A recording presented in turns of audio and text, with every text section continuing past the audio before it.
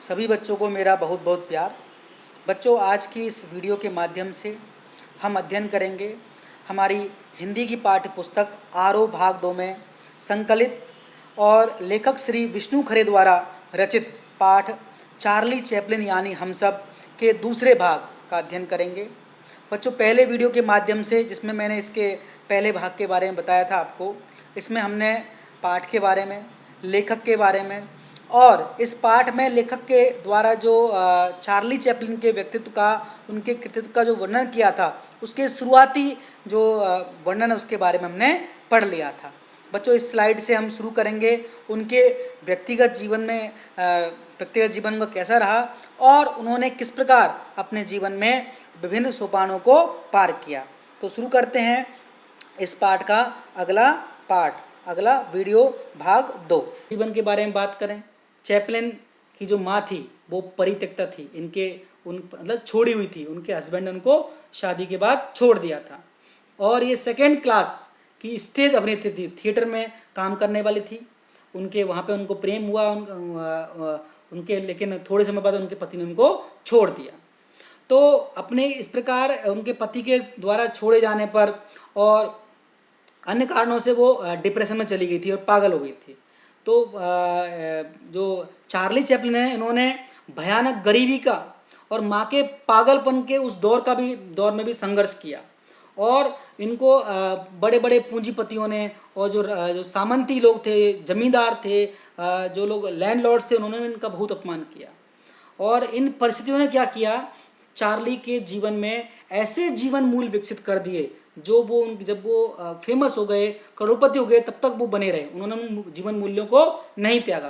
कहते हैं, वही बात है कि सोना जब आग में तपता है तभी कुंदन बनता है। तो चार्ली चैपलिन जीवन के संघर्षों से उसके लड़ते लड़ते इतने खरे बन गए कि उनके जीवन मूल्य इतने ज़्यादा उत्कृष्ट हो गए कि उन्होंने उन मूल्यों को अपने लाइफ टाइम उन्होंने कभी नहीं छोड़ा।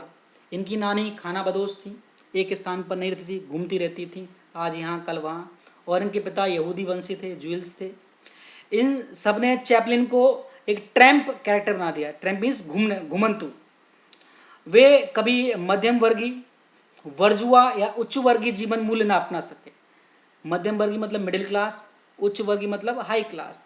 वर्जुआ होता है ऐसा जो अपर मिडिल क्लास होता है, उसको हम वर्जुआ बोलते हैं, जिनका उद्देश्य सिर्फ और सिर्फ पैसा कमाना होता है और वो दूसरों का इस पैसे कमाने के चक्कर में कई बार एक्सप्लॉयटेशन भी करते हैं, शोषण भी करते हैं। तो वो ऐसे कैरेक्टर कभी, ऐसे जीवन मूल्य वो नहीं अपना सके। क्यों? क्योंकि उन्होंने जीवन में इस प्रकार के कष्ट देखे कि इस प्रकार का चरित्र वो नहीं अपना सके। चार्ली की कला को देखकर जो फिल्म क्रिटिक्स हैं और फिल्म कला के जो विद्वान हैं, उन्होंने माना कि सिद्धांत कला को जन्म नहीं देते, बल्कि अब कला खुद में ही एक सिद्धांत लेकर आती है या फिर उन्हें बाद में गढ़ना पड़ता है। क्यों? क्योंकि चार्ली चैपलिन ने उस समय जो फिल्मों में वर्ग विशेष के लिए जो फिल्में बनाई जा रही थी, जो तमाम सिद्धांत थे, उन तमाम सिद्धांतों को त्याग दिया, उनको सबको झुठला दिया और उन्होंने एक नया सिद्धांत, लोकतांत्रिक सिद्धांत का गठन किया और उनकी फिल्मों के माध्यम से।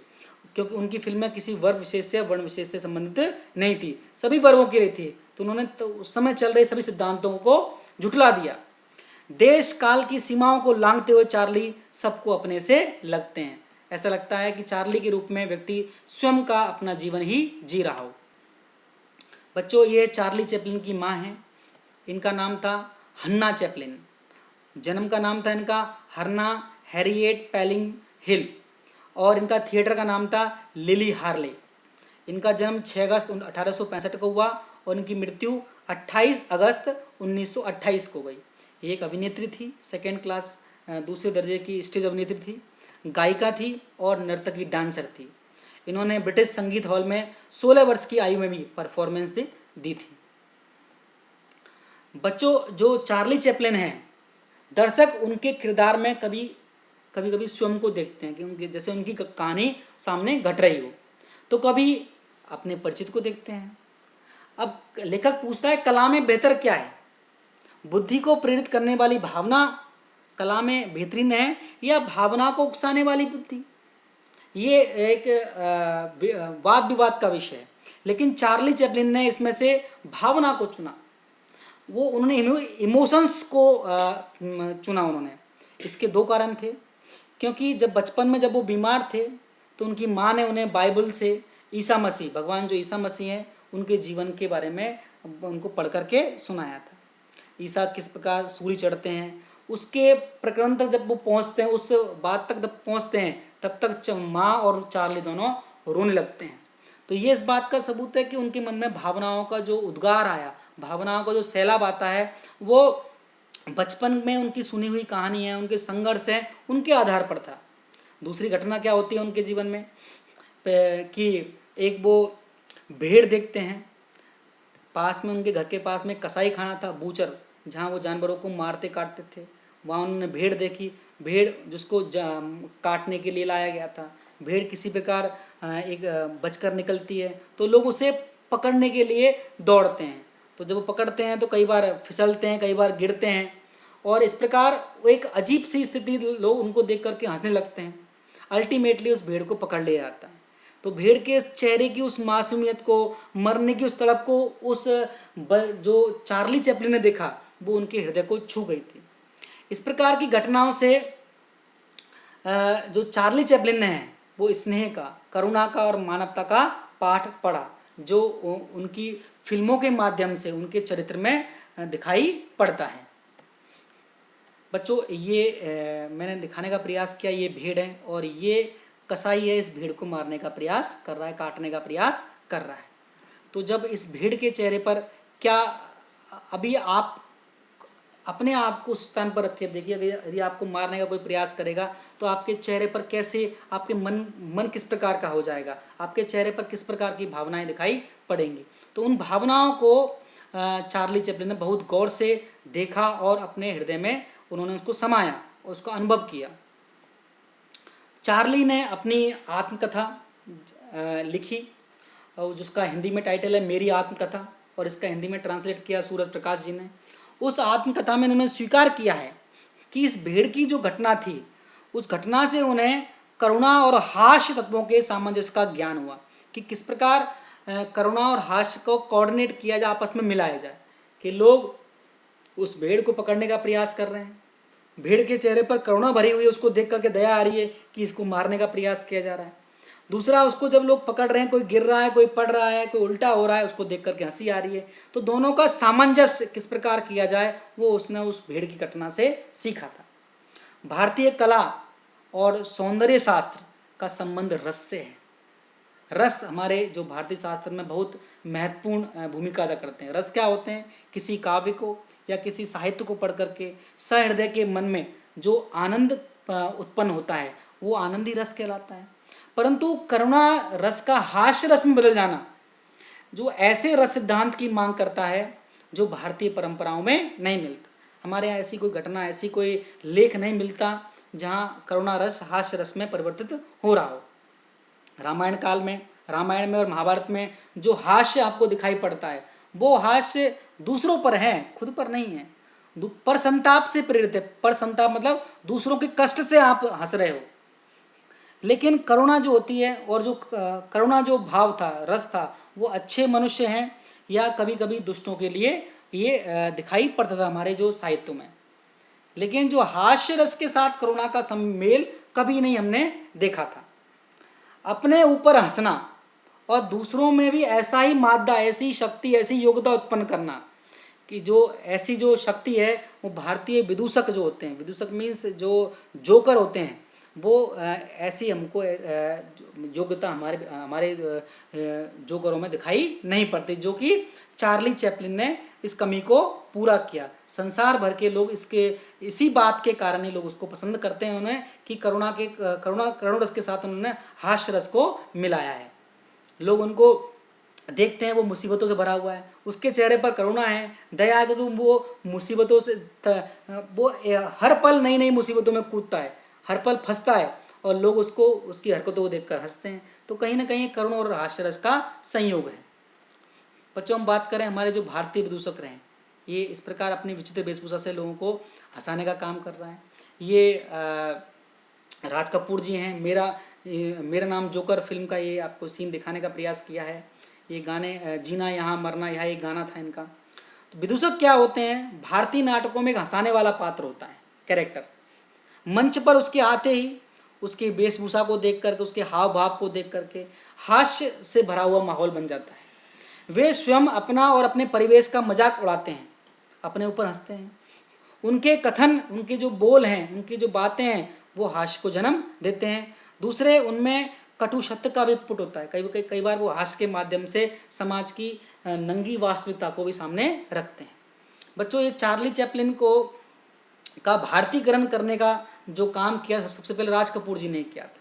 कि चार्ली चैपलिन एक विदेशी चरित्र था जिसको भारत ने अपनाया है, लेकिन उसी की तरह का कैरेक्टर अपनाने का काम सबसे पहले राज कपूर जी ने अपनी कई फिल्मों में किया।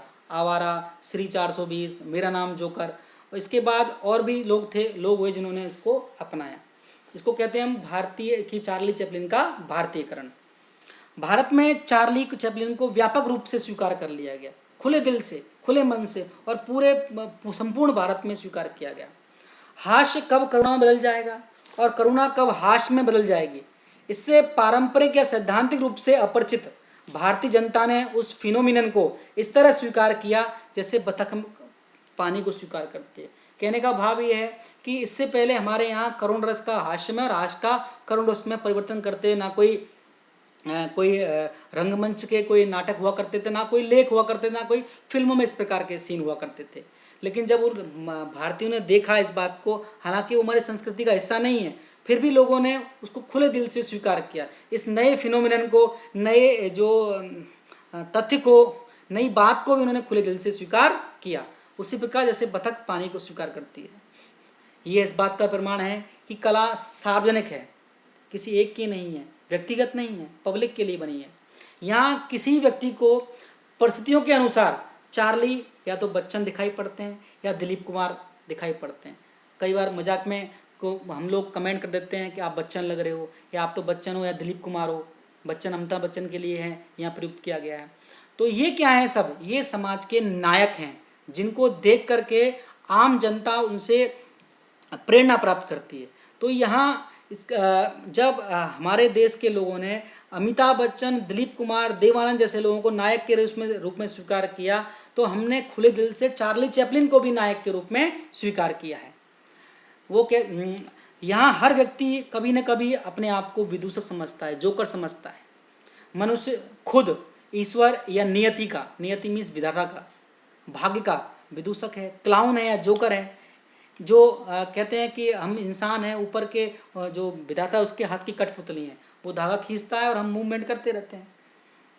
महात्मा गांधी जो हमारे देश के बापू थे, वो भी चार्ली चैपलिन से वो काफ़ी प्रभावित थे। वो उनमें भी कहते हैं कि चार्ली चैपलिन में का पुट महात्मा गांधी में दिखाई पड़ता था। गांधी जी और नेहरू दोनों ने चार्ली का सानिध्य चाहा था। वो चाहते कि चार्ली उनके समीप रहे। चार्ली के इसी अभारतीय सौंदर्य शास्त्र की व्यापक स्वीकृति को देखकर राज कपूर ने ही आवारा और श्री 420 फिल्में बनाई।